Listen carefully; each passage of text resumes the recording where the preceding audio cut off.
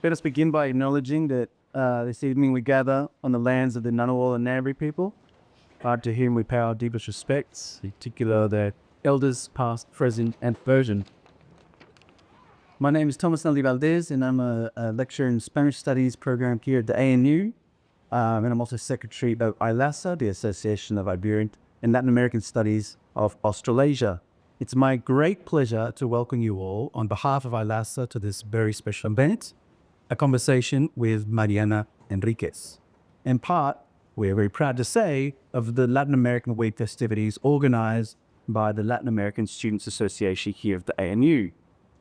AILASA was formed in 1993 with the mission to promote research and teaching of Iberian and Latin American studies in Australasia, as well as to promote public interest and exchange between our regions. That is partly why we are here tonight. On behalf of AILASA, I would like to thank the College of Arts and Social Sciences, especially the Comms and Marketing team, for recording this event, as well as the team at Harry Hartog for graciously hosting us this evening. This evening's proceedings will commence with a conversation between Mariana Enriquez and my colleague Fabricio Tocco, followed by an audience Q&A, in which you will be able to ask your questions to our very special guest author. After the close of the event at 7 p.m, there will be a book signing downstairs with Mariana until 7:30. Our moderator this evening is Dr. Fabricio Tocco, an Argentinian-Brazilian writer, musician, and lecturer at the ANU. He is the author of the novels Parece Diciembre, published this year, and two academic books, Latin American Detectives Against Power and Precarious Secrets, the first one winning the International Crime Fiction Book Prize in 2022. This last monograph inspired the documentary Secretos Precarios, which will be appearing on SBS On Demand at the end of this year. He is currently president of the Association of Iberian and Latin American Studies of Australasia. Our special guest author this evening is Mariana Enriquez, an award-winning novelist and short story writer from Argentina, whose works have been translated into over 20 languages. Known for her gothic and macabre stories, interspersed with incisive social critique, Enriquez's style is often likened to Stephen King or Margaret Atwood.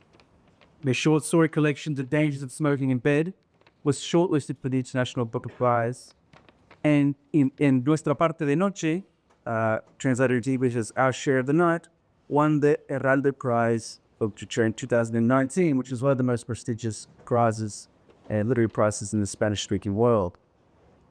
Her latest collection of stories is A Sunny Place for Shady People, translated into English and published by Granta last year. She is considered one of the most important contemporary Latin American writers today, and it is an absolute honor to have you with us. Please put your hands together to welcome Mariana and Fabricio.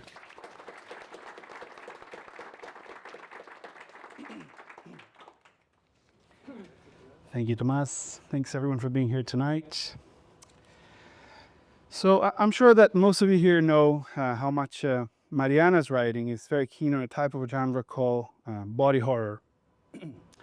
And A Sunny Place for Shady People, for example, is crowded with, if you haven't read it yet, shop assistants injured by sinister vintage clothes, a middle-aged woman who welcomes back her extirpated tumor to wear it as a hump. And of course we have Julie, a morbidly obese gringa, who has the best sex of her life with ghosts. And this prominence of the body is already central in earlier short stories by Mariana, such as in books like Things We Lost in the Fire or Dangers of Smoking in Bed. Or we get women who willingly burn themselves to make a political point, teenage girls who maim themselves, girls filled with scars that look like maps, women who become infatuated with skulls, and so on. So the question, Mariana, is what's with the body? What captivates you so much about it, and what's at stake in the body that you and us, all of us as your readers, keep going back for more? Okay, this will be fun. First, thank you very much for coming, and thank you very much you, Fabricio, and Tomas for organizing, and Maximo for being here, and everybody. Well, the body is all we have, isn't it? So when you're thinking about horror, when you're writing about horror, you realize that most of the horror comes from the body. the body is very vulnerable, it's very bad design. No, it is. It's very bad design. Like anything can kill you. It shouldn't be like that. It shouldn't be like this, what falls on your head and kills you. It should be auto repair itself easier. So it's very fragile. It doesn't work for a long time. Like it's less than 100 years and it's done, and very done at 100 years. And it changes a lot. And it not only changes because it has to change with age, with disease, with desire, but it also changed because not even getting into very, very, very serious stuff, but also in the social impositions that we get. It gets changed all the time. You're talking about someone like Julie that is morbidly obese. She has a lot of joy with her ghost lovers, but the thing is, in time, that story for me, for example, I wrote it when the body that is morbidly obese wasn't going to be a body that was going to disappear because of drugs that will make that shape of the human body disappear. Or a sign that you can't afford the medicine or a sign of rebellion. Like I can think in 10 years or something, someone will say, okay, I'm not going to use Ozempic, so I'm going because I want to be against. And you can write a sci-fi article about that. A lot of people that refuse to do the drugs, so people can identify that these other people are resisting something. So that is also a very sociocultural thing that is going on, and is going on with our body. Our body is constantly producing narrative and fear.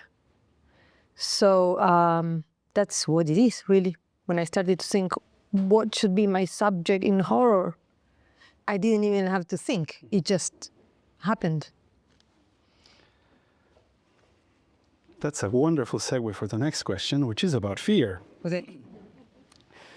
So the sunny place for shady people that we see in the title seems to allude to Los Angeles, in particular, a city that, as we know, you're very fond of, and that serves as the setting of the short story of the same name. But I think that, in a way, the title also describes your fiction more broadly. The word shady, for example, seems to have at least two meanings. The more literal, that alludes to people who are shady, sketchy, dodgy, who operate in the dark side of society. But also shady evokes the opposite of bodies, the lack of bodies, the disembodied shadows that won't leave us alone, the invisible ghosts that are constantly haunting us. In short, the monster, typical horror stories. And I wanted to ask you about fear. What fascinates you about fear, and what effects do you seek in your readers through fear? Yeah. The title was, I was thinking also about writing this kind of fiction, this kind of dark fiction from a place and from also a language that is not the usual. In Spanish, you don't have that much of dark, fantastic fiction or horror fiction. I separate it because horror fiction most of the time doesn't need to be fantastic. Like Edgar Allan Poe, all his stories are quite realistic. Like he gets obsessed with a woman, kills it. And it's very rare that it's more about how crazy he is than something supernatural going on. And Latin America in general is associated with sun. And with that kind of image. So, and it's true. The horror that I write happens a lot in the summer. It happens in the sun. It happens in the open air. It doesn't happen in the shadows, let's say. And I think that's because I gravitate a lot towards horror that is very visible. I think to me, fear in general, it's something. First, I'm interested in fear in the psychological sense. I'm interested in how prevalent fear is now for us. First, in a psychological sense, I don't know, in anxiety, panic attacks, blah, blah, blah. Like, it's very prevalent now. Then socially, fear is terribly prevalent too. Like, we fear the neighbors, we fear the foreigners, we fear the this, we fear the... And then in horror fiction, I'm very interested in fear as a form of, or horror as a form of trauma, as something that comes back and you can't get rid of.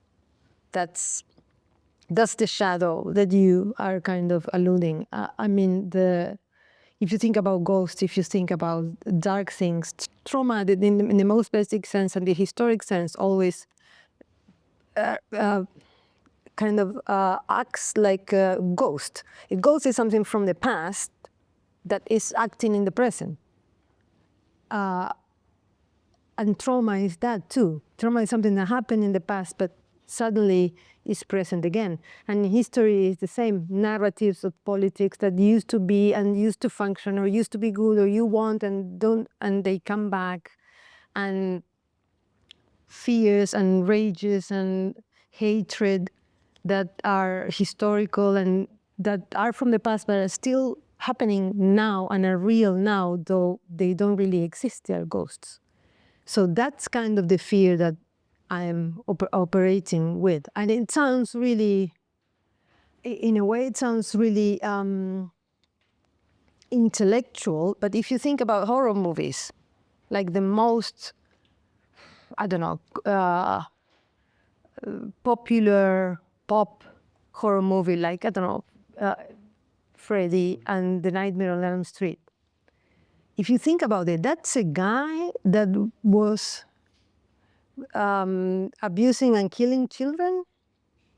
The parents of, not the children killed, but of the other children that they feared that this one man was going to attack, kill him, and then he haunts the children that are still alive, the teenagers that are still alive in their dreams. So basically, Nightmare on Elm Street is 100% a movie about childhood trauma and child abuse. That's how dark it is. And we have it in, I have pins of Freddy. I have the pullover of Freddy with him. I don't think about, you don't really think about what you're doing. Like, what is this? This is someone that comes in your dreams. And if you think about the movie again, like the first movie especially, there's a scene where the protagonist doesn't want to sleep. And she's in the water taking a bath. And it's a warm bath, so she kind of feels sleepy. And you can see the hand of Freddy coming between her legs. It can be more obvious. It can be more, you know. But that takes a second or third reading. And that's what I try to do with the kind of horror that I write about. But that's how fear operates. Fear, it doesn't let you go. And sometimes quite literally true, right? Because you were saying it comes from the past and sometimes even from past generations that are actually dead, and intergenerational trauma comes back to the present, right? Yeah. Well, in Argentina it's very, I mean, I don't think it's particular for our country, but we have generations and generations of, my generation especially, I was born in the 70s, and in the 70s was the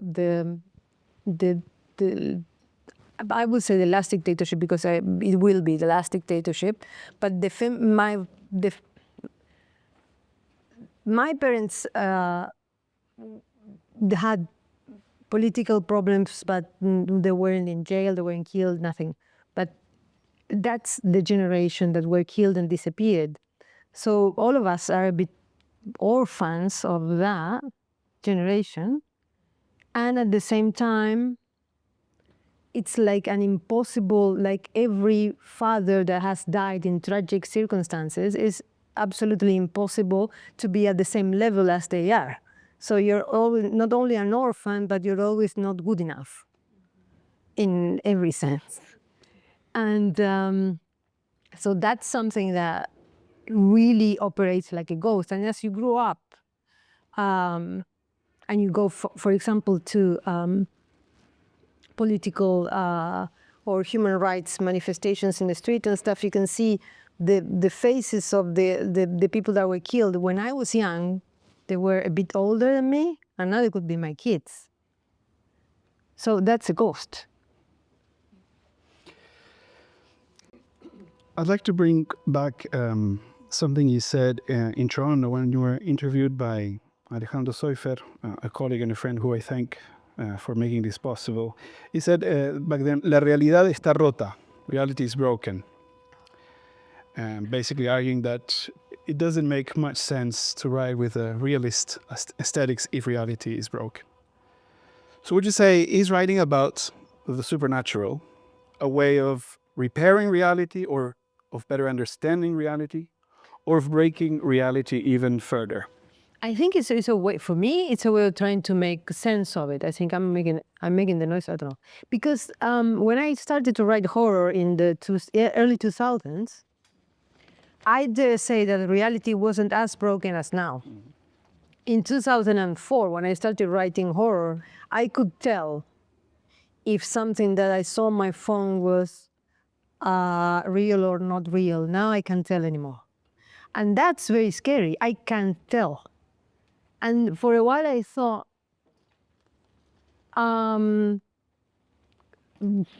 well, other people will be fooled, but not me, because I'm smart. And it's over. I'm fooled on a daily basis. And it's not just images, it's what it's said, what they show you, the absolutely lack of mercy of the robot, of the algorithm, that also asks you to react to things that you don't know if they're real or not. And that kind of produces, at least for me, like a psychological effect that makes me try to reaffirm that that is true only because I expose myself saying that is true. And it's very difficult for all of us saying, no, I made a mistake. And this is a reality that, and that's, I think, how things escalate. For me, when I started writing horror, I loved the narratives of horror that said, the reality that we are here is a convention in which we operate, but there's another reality that if you break the wall with magic, with the contacts with the supernatural, with, I don't know, the use of machines, from the Matrix to Lovecraft, let's say the whole spectrum of I'm more sophisticated too, Philip Dick, Ubik, etc. You go to that other reality and you see how things are, and not this kind of convention that then we accept. But now that feels very like reality to me. Like it could, maybe. And maybe this is a glitch.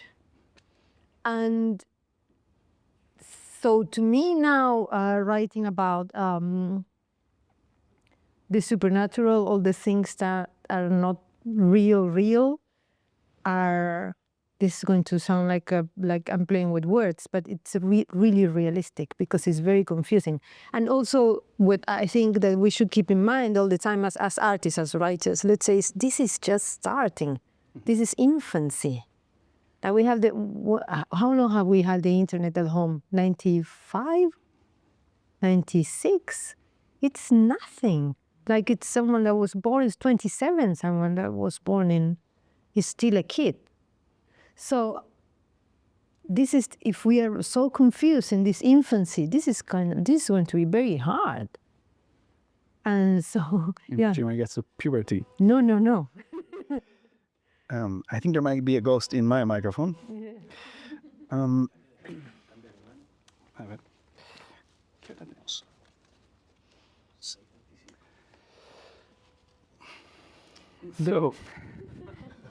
Don't worry.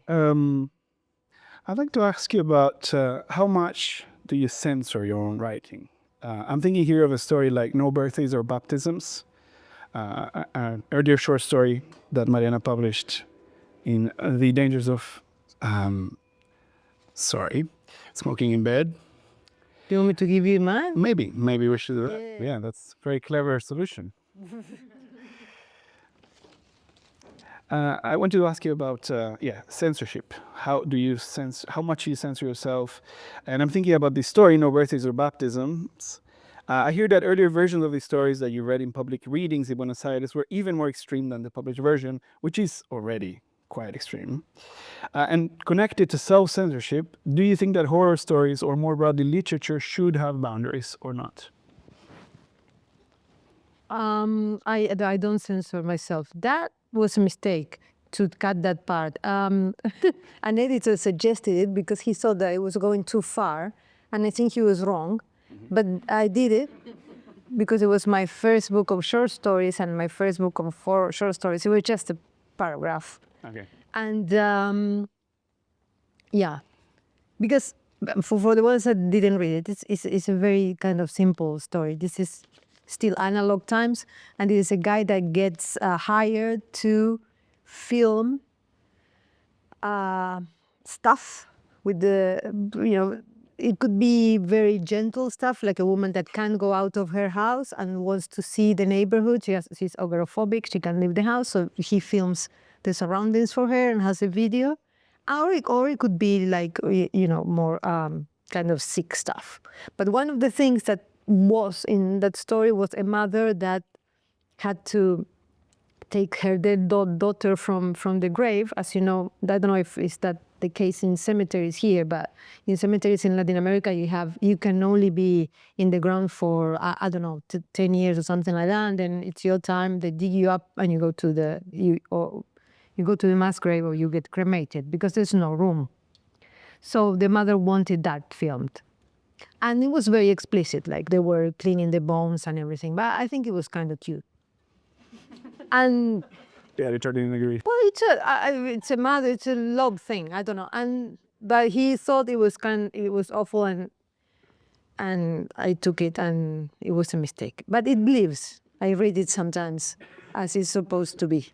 But I don't think I think the only censorship that we should have, it's what we can't pull off technically and literally, let's say. The rest is up to the reader to say, I don't like this and I don't want to read this. That's something that an artist, a writer, a filmmaker, you don't have to think about that in those terms, because if you start to think, oh, this is going too far, this is going to be offensive for who? This is fiction. You should think you're going far in real life. Fiction, fiction to me is total freedom. And then it's total freedom for the reader to nobody is inflicting fiction on anybody. If you don't want to read certain kind of fiction, you don't want to read certain kind of fiction. I also disagree with the trigger warnings and stuff. It's like, what triggers me, it's what are they going to put in the cover of a book for someone like me? Stupid stuff. Nonsense.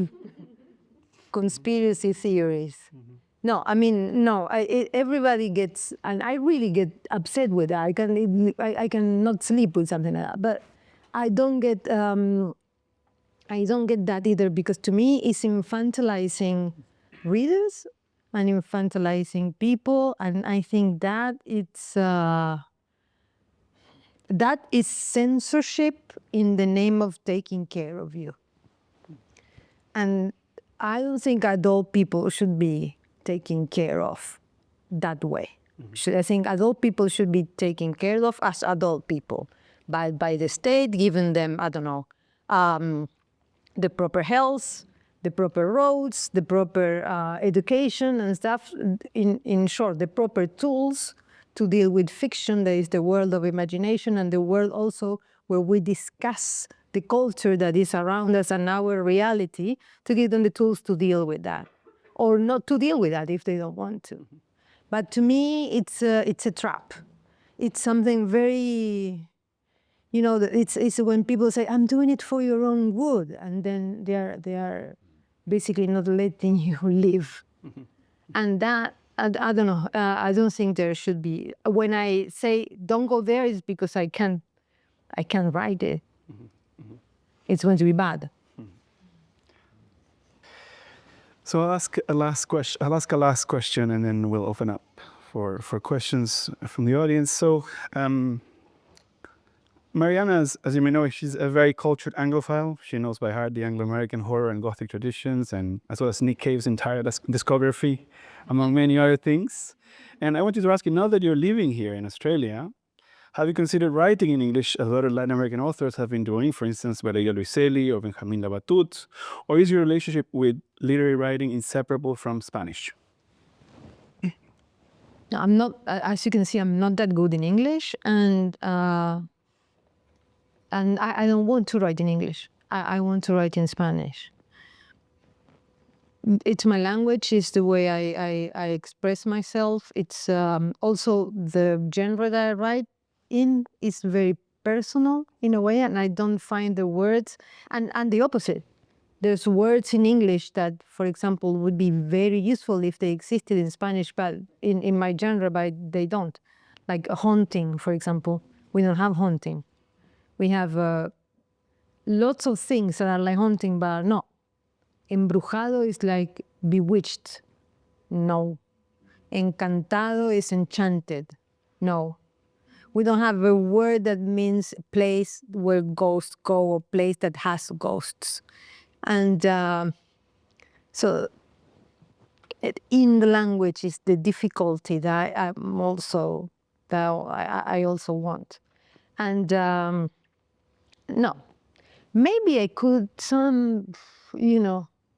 maybe I could use some. I live in Tasmania, so there's material. So material, maybe, but always going to be someone from South America looking at this and saying, what is going on? Yeah. Okay, so, and yeah, does anyone have any questions for Mariana? That one? Hello, hi.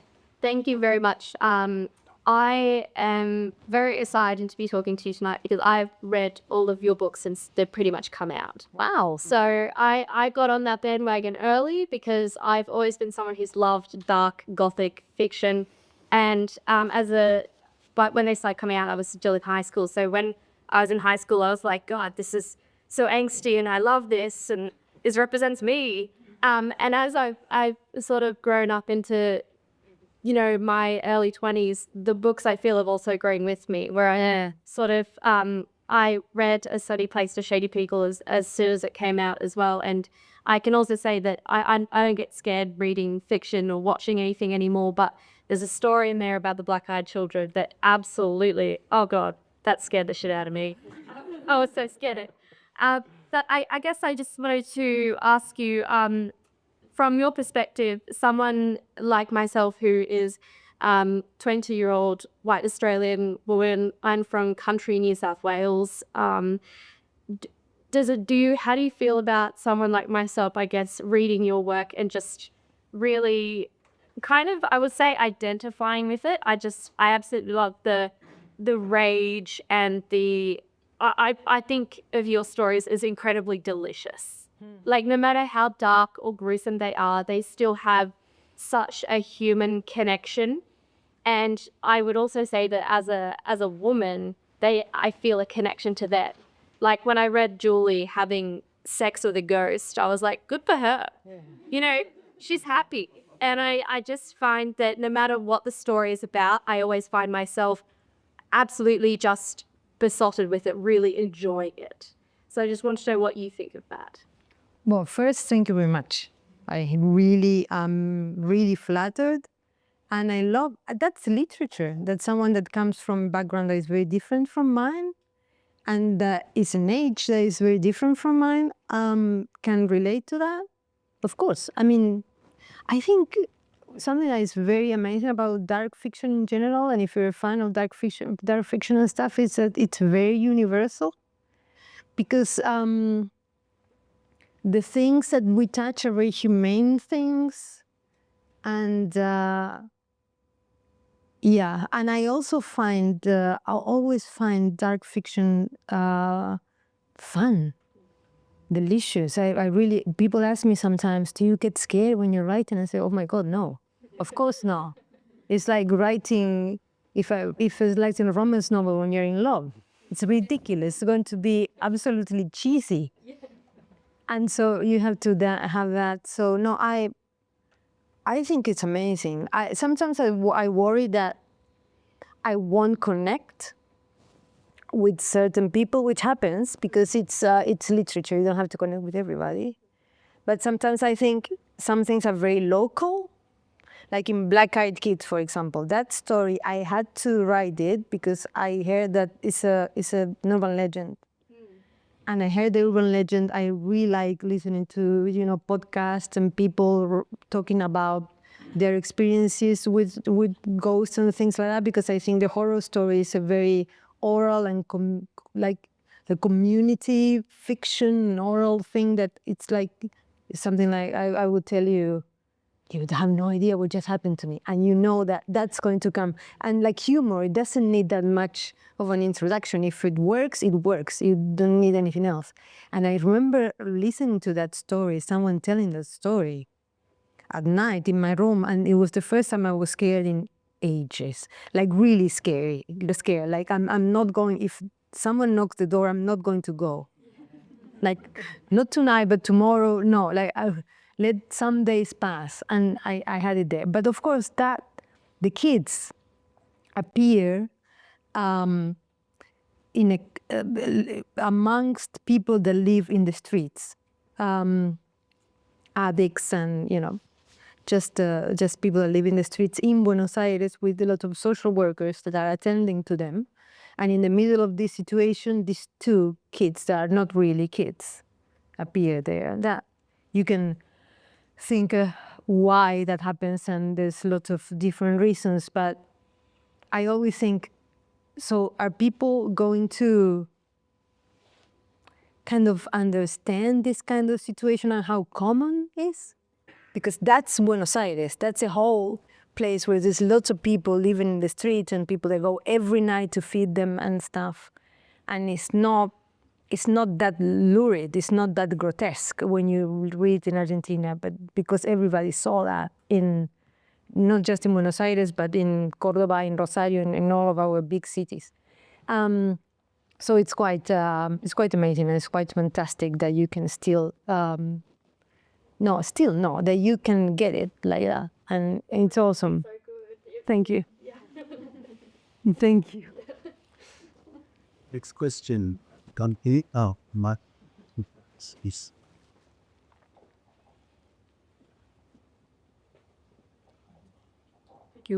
Thank you, Hola, Mariana. Apology.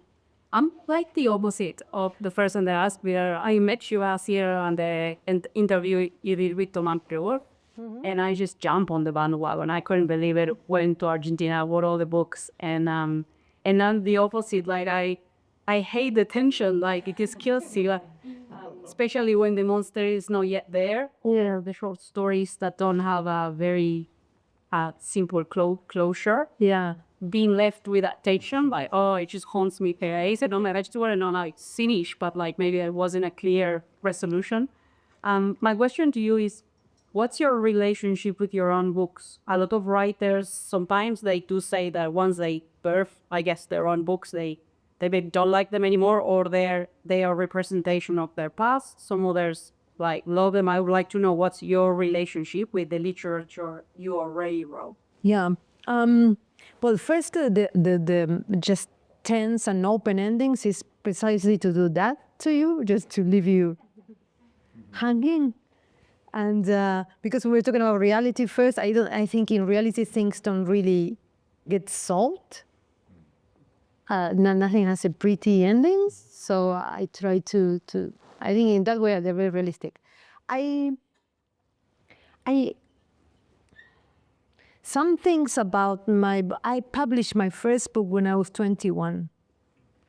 So my relationship with that first book, I can't even remember it really. But I'm fond of them because I think they represent the writer and in that case the girl that I was then. And I can see them growing. So I don't mind them. Now I'm re-releasing one in Spanish that was published in 2004. It's not horror, it's realistic. It's horrific, the things that happen, but they're not, And I had the opportunity to touch it, and I decided not to. Even there's things there that I wouldn't write again in the same way. But that was the book that I could write those days. And I don't think, I know there's many writers that go back and that's a never-ending process that can make you insane, basically. And to me, it's like rewriting the past, and I don't like it. So I prefer to move forward. I'm not really obsessed with the books. But many, the ones that I wrote when I was very young, I don't really remember. The first one, I don't really remember. I remember when it was re-released, they were asking me questions, and I was like, what's going on here? I don't have no idea. Especially about one character that I was absolutely convinced, but I can't express to you. I was certain that I had cut him. Like, I thought there was 3 protagonists. The girl and 2 guys. And then they were asking me all the time about this other one. I was like, why? And I was panicking. It's like, did they re-release a version, an older version that is kind of a disaster, that has this character that's never supposed to be there? But then I was thinking, but I wrote that book on a typewriter. So there's not a gigabyte of the book anywhere to copy it like that, an original thing. So and then I went to the old version, and I never got rid of him. That's a great idea for a book, actually. I know. It's a kind of a ghost. And I don't know, and I read it and I say, but why are you here? Like, you're supposed to be, it's bad, this. But I never, that's kind of the way that I relate to them. It's there, and I respect what it was, I think. Hi, Mariana. Hi. Very enlightening talks are very interesting. Compared to the other 2 people, I'm brand new to your work, but I'm very excited to dive in. I was really interested in hearing you talk about the body horror aspects of your work. Yeah. So I watch horror films, and I'm interested in the sort of like resurgence of modern horror in cinema with filmmakers like Juliette Corneau and Coralie Farja and Euros Glass. So my question is twofold. I am aware that some of your stories are being turned into a miniseries by Paulo Lorraine, which I'm very excited to see. I'm practically his ex filmmaker. So my question is, I'd love to hear your thoughts on body horror in cinema. Yeah. I'd love to hear how you feel about having your work adapted to the screen as well. Yeah. My first introduction to body horror in film was Hellraiser by Clive Barker. And I always thought it was a very good introduction because to me it was the 80s. I saw it in the early 90s though, but it was the 80s. It was sex, it was AIDS, it was desire, it was pain. It was so. Clive Barker, the writer, used to be an escort. He used to prostitute himself. All that you could tell.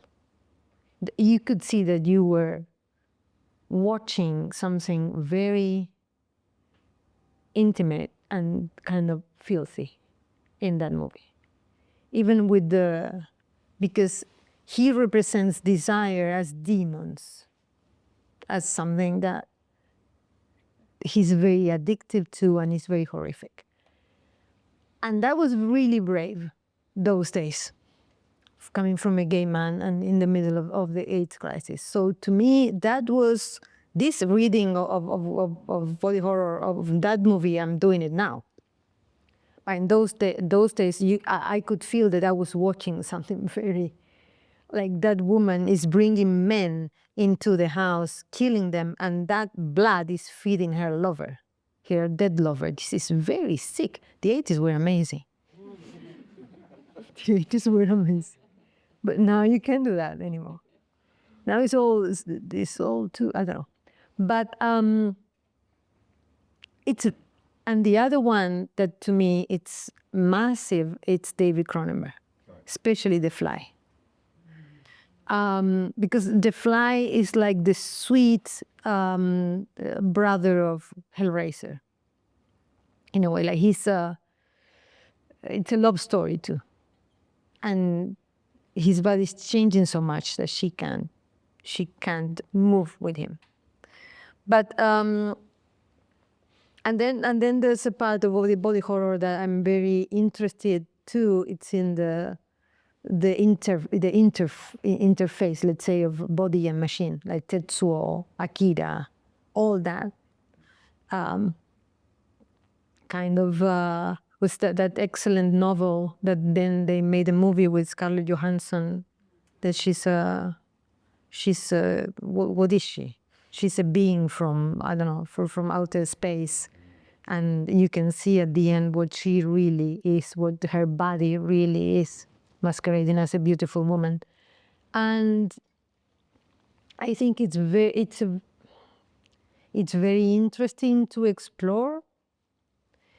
And I think right now there's a bunch of very, very interesting movies. I haven't seen the late is if she was dead, the new Coralie Farget one, but I think the idea of people becoming ashes or dust, and that's the disease, I think is beautiful, and it's getting away from the gore. And I also think that these days in movies, it's a given that it's going to be body horror because we are so alienated from bodies in a way. Like our bodies is the hand and the head, right? Like this. And then we run, maybe. And so it's kind of that. And that's it. But we are very, I find that the body it's so present because it's being forgotten in a way. And at the same time, they're really pressuring us about changing our bodies, but it's not really changing our bodies, but changing the way our body looks. So I was watching, I'm going around, but it doesn't matter. You can ask me questions longer, it doesn't matter. This is very body horror, that you have to put on your face to sleep, that Kim Kardashian is selling. So you can't really sleep, right? You can't sleep anymore. Not even when you're sleeping, you can let your face fall a bit because you can't. But when you explore body horror in movies or in art in general, you're not talking about that. You're talking about what is going on. Not in the way I look at you or you look at me, but what's going on in the skin, how it feels, because that's what nobody knows. That's what you know. It's one thing, you look at me, but you don't know how I'm feeling. And I think body horror is trying to explore, of course it's film, so you can't feel it, but body horror is trying to explore that. Body horror is trying to say to you, this is how it feels. Do you feel this? And Titan, for example, makes an excellent point about gender and stuff, saying, do you see how it feels, how desire feels? You see how what changing feels like, the reaction that this produces, how a body is obsolete in that film, for example. So I think we started talking about the body, and we will be talking about the body a lot, because nowadays, when our bodies feel obsolete in many ways, they become more relevant than ever, because we are nothing without our bodies. Unfortunately, we can't put our brain in a computer like Philip Dick wants to, because the brain needs blood. So, and unless they make a machine that can, we don't have the, still the thing to do that. So that's why you have a movie that it shouldn't be a body horror movie, but it is, like Nosferatu, for example. There's no reason why, but well, yes, but the way that they've done it, the details in which they change it, the fact that the count is a corpse, it's a corpse, and it smells. You can smell the thing, and that I remember being in the movies and watching them. I love the movie, but watching that and saying, this guy is so well. Has such a great antenna with the times that was telling me is that, hello, death exists. And it's kind of like this. And remember that. Remember that you're in a body that is dying. Because to remember that means that you can understand a body that is aging, that you can take care of a body that is aging, that you are, I think we are, honestly, I say it with, I don't say it like I'm above everybody. I feel like that too. I feel like I'm very disconnected with my body in various ways. Like, for example, to tell you something kind of funny and stupid, I see some, I don't know, cellulite in my legs, and I think, well, it's going to go away, right? It's not going to go away. Where is going to go away? Like, no, I have to do something. And I think I'm going to put a cream here, and it's not going to go away. It's just Sephora. Tries to make me believe that it's kind of some kind of alchemist cabinet or something like that, where you have a little cream for everything. You have one for the knee, one from the toe. It's insane. Like, we're really thinking about the body and all. And I have those products there. I throw them away every 3 months. But I have them there because I need them, all right? I need them. And this, yeah, that was long. But that's how important body horror is, and that's how important it is that there's so many people thinking about that, even when they fail. But it's very, to me, it's very, very prevalent, and we should talk about it a lot. Hi, Mariana. Hi. Hi, sorry. Oh, should I stand up? Yeah, but So I was attracted to your work on just knowing English and Spanish.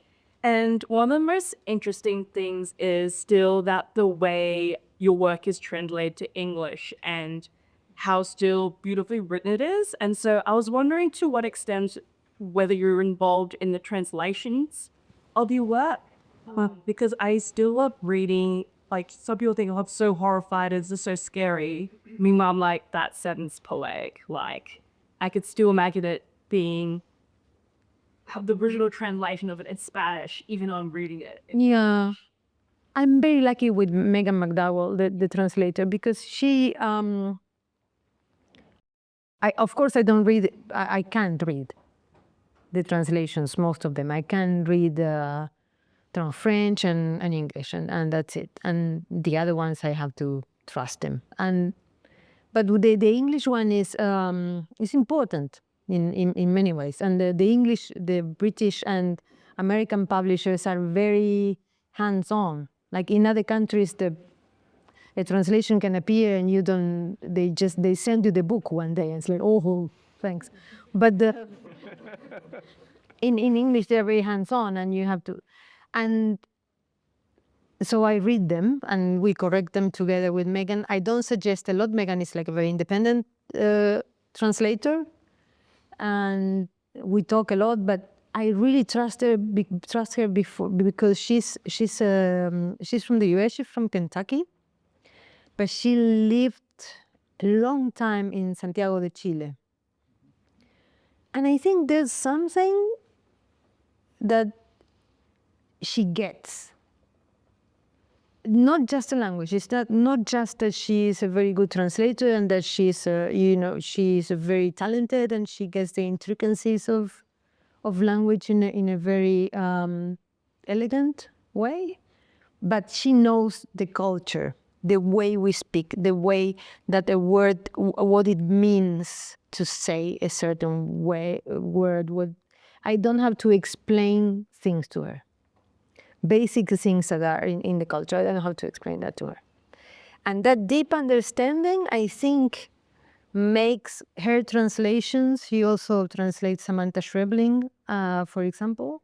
That is a very different writer from me, much more technical and different. And she's also in dark fiction, but in a very different way. And I read her translations of Samantha, and I can hear Samantha in another language, of course, but I can still hear. And I think it's the understanding she has of where we're coming from and how we use Spanish, because we don't use Spanish the same way that is used in any other country. And of course, not the same way they use in Spain, which is very different than the way it's used in Spain. The music is different, everything is different. So I think that I was very lucky with that, because she, there's something that's happening there that is not technical, that has to be with the way that she relates to the material and to what's going on beyond the words and the technical aspect. And I like her translations. I mean, I don't know, because that would be very vain. I don't know if she translates me. I don't know if I read myself there, because I have no idea how to think in those ways. But I read and I say, this is better written than my stuff. She has like, I don't know. I was very lucky with her, and she's a great person too. She's funny. Hola, Mariana. Hola. So this question actually came up when I was talking to a friend. Yeah. So we've all read books in Spanish or original language, but now if I want to share those books with people of another country, English-speaking country, Yeah. what do you consider are the most important thing when you want to, from what you want to get in a translation? Because some writers have very particular words or phrases, and if you translate point by point, you might lose the message. Yes. So what is the thing that you would like, or what you like to keep in your translation?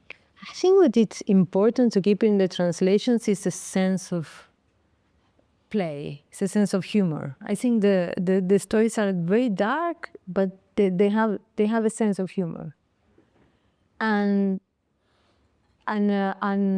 some levity to them. And that's something that I know in my genre is difficult to keep, but you can use specific words, to make dark fiction sound very solemn, or there's something almost fun, a bit punk sometimes, a bit street there, that is something that to me is important to keep. I remember reading when I was really young, Ray Bradbury in Spanish, which is a writer that nobody talks about and I adore. I absolutely love him. And his translation, the first translation in Spanish was done in Argentina. Paco Porrua did it in Minotauro, and it was the Martian Chronicles, and Borges did the prologue. Was the first one.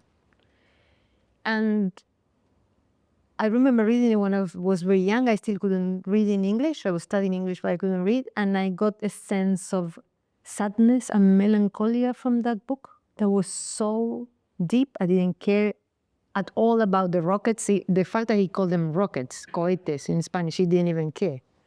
And Asimov was like with the numbers, and he was like, there's a rocket that goes to the moon. He doesn't care if the moon has oxygen or not. People breathe, whatever. He's not talking about that. He's talking about a lost world and the lost life and the lost youth or something. And you got that. And that was in the language. And when I read him in English, I got the same feeling. And I realized that the translation was quite free too, because that translator, Paco Porrua, was very disrespectful in the best way. But I understood that he got that. That was the important thing. That I was reading, tales about going to Mars, but I didn't care about that, and I was deeply moved about the loneliness of the whole thing, and the smallness of people, and and how, I don't know, Mars felt like Ohio, and I didn't know what Ohio was. I didn't know it was a city, a state, or where it was, but it was sad, so not being there anymore. And that is what, I don't have that, but I do have the kind of edge, I think, to some characters that I don't feel, arrogant saying that, because I look for it. I look for them to be a bit like that. It helps with the horror to have someone that has, knowledge of how to deal with stuff that are a bit tough and a bit funny and a bit detached. And that I want to keep, and that's not something technical. That's something that is really a vibe that is going on there. And in English, I think it's there. And I don't know, in other language, I don't know what they are doing. To be honest, it could not be my book in other languages. I don't know. And there's so many nuances, but in English it is that, and I think Megan achieves that pretty good. You might have time for just one more question, if it's a short one. Does anybody have a quick question? If not, yes. And I'll just stand by way back. $20.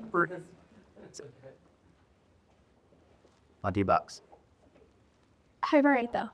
I came to it in a bit of a different way, Rhea. In that I myself am a writer, and I was really drawn to just your mastery of a language.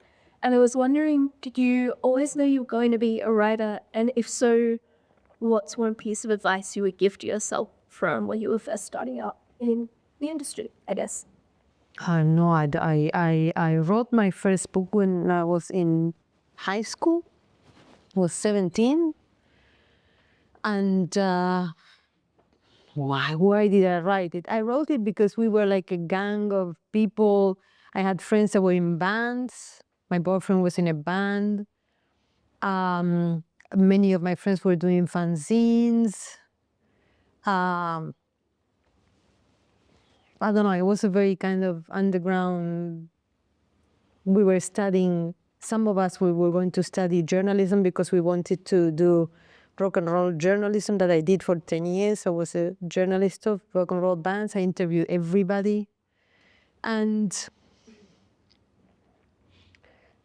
I wrote that because I didn't find fiction in Spanish that was talking about the issues that we were dealing with. That was mainly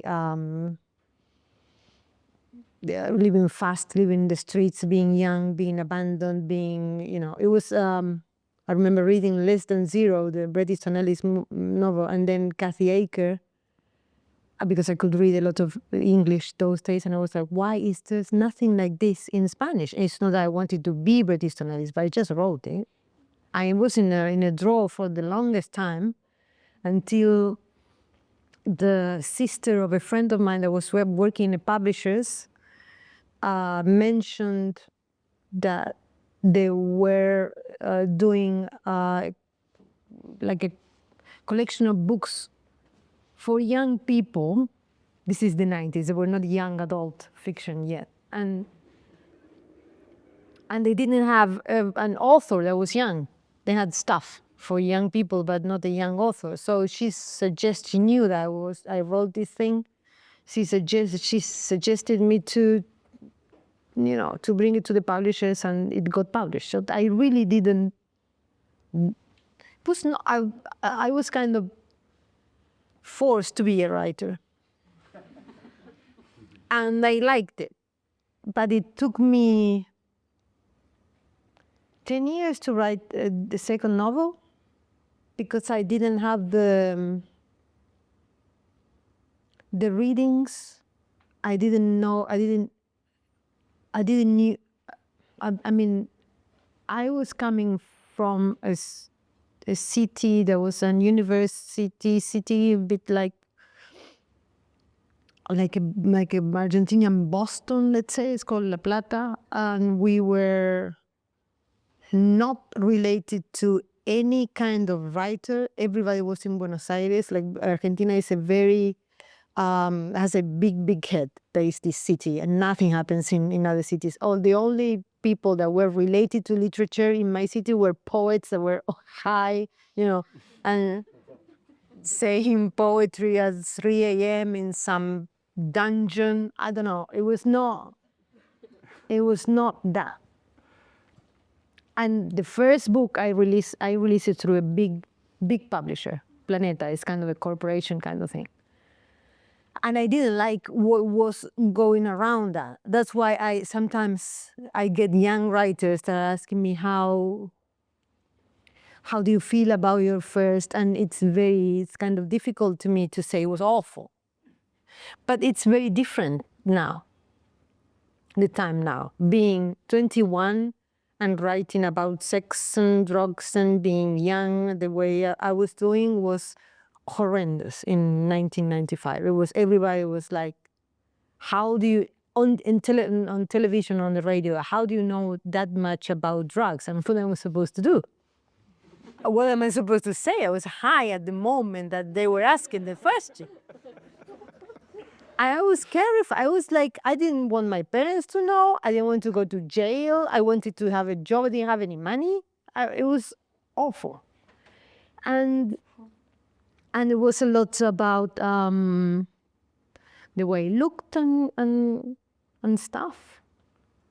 So it took me 10 years to do another one, and those 10 years I worked as a journalist. And with my second book, I really realized that I loved it. And that was the way I could express myself. Not just with writing, because I was writing as a journalist, but in what I had to say. That is very different to have the ability to write. You can use it as a job, but this is not a job. This is work, but it's not a job, and it can lead you nowhere very easily. In fact, the first book of mine that kind of sold and was translated was Things We Lost in the Fire. That is from 2016. So it's more than 20, is exactly 20 years after the first one. So my advice is, I have no idea. Just do it. And if you like it, and what I do advise, but as a personal thing, not as a writer, is like really, I only write what I like. I don't write anything that I don't like. Even when I make a mistake. Even if I'm writing something right now, for example, I'm writing a novel, and I think some things are kind of repetitive, and I'm like, whatever, maybe this is the novel you have to write now, and I like it. Maybe these are the things that obsess you. Maybe you don't have that many themes. I mean, it doesn't matter. And that's because it should be, it's a lot of work, it's a lot of hours, it's a lot of time, it should be a joy. If with all that it's not a joy, it doesn't make any sense, because there's lots of books. And if I start reading now that book there, and I will die before I go downstairs. And so I think to share something of yours that maybe it's like 2 hours in the work and nobody pays attention to it, and then it gets reviewed with 2 paragraphs, and it's like, well, it's not me. At least you have to enjoy the process, because that happens. You should read the reviews of The Dangers of Smoking in Bed. I have the fortune that I'm not I'm very distracted, they can tell you. And I can't remember names of people. So I can't remember the name of the guy that did a review for the biggest paper in Argentina. It's called La Nación. But I really wanted to give him a call when that book was nominated by the booker, because he said, "You're wrong. You were wrong. We're mean." He was very mean. But then people liked the book. But you can never shake the insecurity, because it was like, so people like it, but people like a lot of garbage, right? I like a lot of garbage, a lot of bad stuff. So you're never sure. So it has so many insecurities, so many people dismissing it, so many people not reading it, so many people not getting it, that my only advice is enjoy it, have fun with it. Share it with your friends, take suggestions, do fan fiction, I don't know. But yeah, it should be, for the writer, it should be like that, because otherwise it's not a fun ride. It is, but not the way that people expect that it's going to be a fun ride. Most of the time it's people asking you. In my case, it's people. I don't want to be ungrateful. I've been very, very lucky as a writer, because most writers are not. But most of my time is 9 months writing and 3 months having some fun, traveling, talking about it.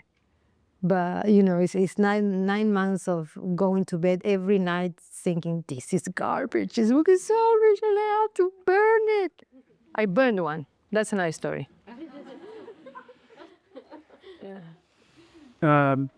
Thank you so much, Fabricio, for your amazing questions. And I just wanted to say Thank you. to Mariana for, of course, giving us the delights and the deliciousness of the experience of reading your books, as well as the horror. What a beautiful paradox it might be.